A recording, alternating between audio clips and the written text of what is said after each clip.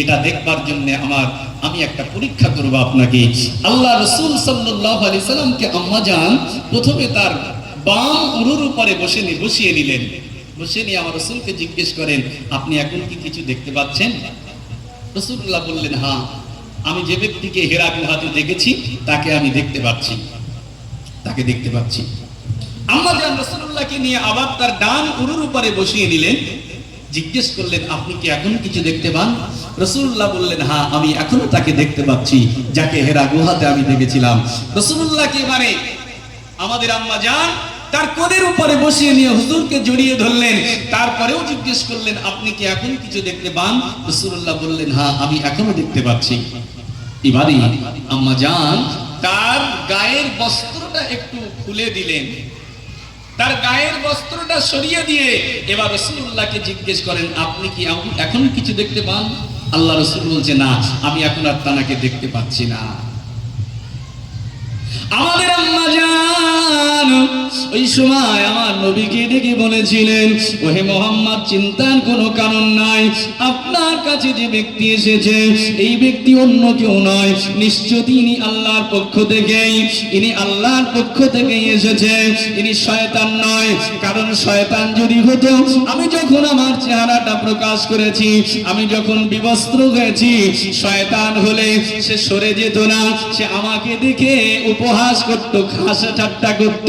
ওহে মুহাম্মদ, শয়তান হলে সে আমার সামনে লিজ্জতের মতো দাঁড়িয়ে থাকতো। কিন্তু না, আপনি এখন দেখতে পাচ্ছেন না মানে নিশ্চিতভাবে ওটা শয়তান নয়, উনি আল্লাহর পক্ষ থেকেই হবে। ও ভাইরা আমার, তারপরেও আম্মা জান আর না দেরি করে আমার নবীকে সাথে করে নিয়ে আম্মা জান হযরতে ওয়ারাকা বিন নাওফালের কাছে নিয়ে গেলেন। ওয়ারাকা বিন নাওফাল যিনি ছিলেন তদানীন্তন কালে পৌত্তলিকতার যুগে মক্কাতুল মুকাররমায় তিনি আপনার কিনা আহলে কিতাবের অন্তর্গত ছিলেন, তিনি খ্রিস্টান ধর্মের অনুসারী ছিলেন। এই ব্যক্তি ওয়ারাকা বিন নাওফাল তিনি আপনার কিনা তাওরাত, জবুর, ইনজিলের জ্ঞান তার ভিতরে ছিল, বড় পণ্ডিত মানুষ ছিল, বিচক্ষণ ব্যক্তি ছিল। আম্মা জান আমার রাসূলকে সাথে করে নিয়ে তার চাচা হযরতে ওয়ারাকা বিন নাওফালের কাছে নিয়ে গেলেন। তার কাছে গিয়ে সবকিছু বিস্তারিত খুলে বললেন। ওয়ারাকা বিন নাওফাল আমার রাসূলুল্লাহকে জিজ্ঞেস করলেন, আপনি কি কি দেখেছেন, আপনার সঙ্গে কি হয়েছে? আল্লাহ নবী হেরা গুহার সবকিছু বিস্তারিত ভাবে খুলে বলার পরে ওয়ারাকা বিন নাওফাল ওই সময় আমার নবীকে ডেকে বললেন, ওহে মুহাম্মদ, চিন্তা করবেন না, এ তো বড় আশ্চর্যের বিষয়। আপনার কাছে তিনি এসেছিলেন, যিনি এসেছিলেন মূসার কাছে, যিনি ঈসার কাছে এসেছিলেন আল্লাহর পক্ষ থেকে, হযরতে জিবরাইল ফেরেশতা আপনার কাছে এসেছে। ওহে মুহাম্মদ, আল্লাহ পাক আপনাকে আখিরি জামানার নবী করেছে, আপনাকে শেষ জামানার পয়গম্বর করেছে। চিন্তা করেন না, তবে সেই সময়ের জন্য আমার দুঃখ হয়। ওহে মুহাম্মদ, আপনাকে আপনার স্বগোত্রের মানুষেরা নিজের দেশ থেকে তাড়িয়ে দেবে, আপনার সঙ্গে শত্রুতা করবে। ওহে মুহাম্মদ, আমি ওনাকে যদি সেই সময় পর্যন্ত বেঁচে থাকি, আমি হব তোমার জন্য সাহায্যকারী। চিন্তার কারণ নাই, আপনার কাছে যিনি এসেছে তিনি আল্লাহর ফেরেশতা জিবরাইল। যে ফেরেশতা এসেছিল মূসার কাছে, যে ফেরেশতা এসেছিল ঈসার কাছে, সেই ফেরেশতাই আপনার কাছে আল্লাহর পক্ষ থেকে ওহী নিয়ে এসেছে। আল্লাহ রাসূলকে সাথে করে নিয়ে বাড়ি চলে আসলেন। তারিখ সাক্ষী দিয়েছে ওয়ারাকা বিন নাওফাল তার কিছুদিন পরেই ইন্তেকাল করেছিলেন। রাসূলুল্লাহ দেখার সৌভাগ্য হয়নি।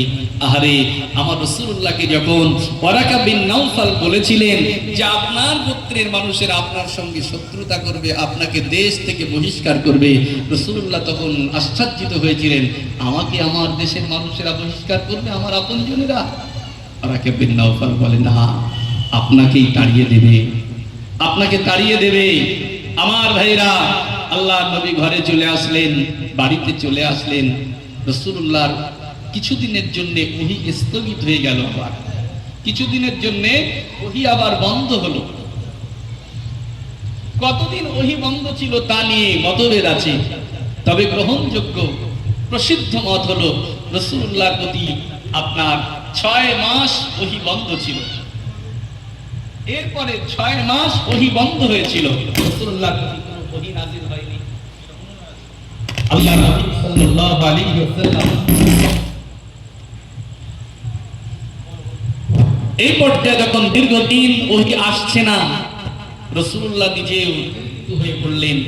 আল্লাহর হাবিব সাল্লাল্লাহু আলাইহি ওয়াসাল্লাম তিনি যে সত্যিকারের নবী, তিনি আরো প্রমাণের জন্য তো তার কাছে প্রয়োজন আছে ওহী আসার। রাসূলুল্লাহ ওহীর অপেক্ষা করছে, কিন্তু ওহী আসছে না। রাসূলুল্লাহ এই সময় এত চিন্তাগ্রস্ত হয়েছিল, এত কষ্ট পেয়েছিল, তারিখ সাক্ষ্য দিয়েছে রাসূলুল্লাহ মাঝে মাঝে এর ভিতরে পাহাড়ের উপরে চলে যেতেন। পাহাড়ের উপরে গিয়ে আত্মহত্যা করার চেষ্টা করেছে কয়েকবার। রাসূলুল্লাহ সাল্লাল্লাহু আলাইহি ওয়াসাল্লাম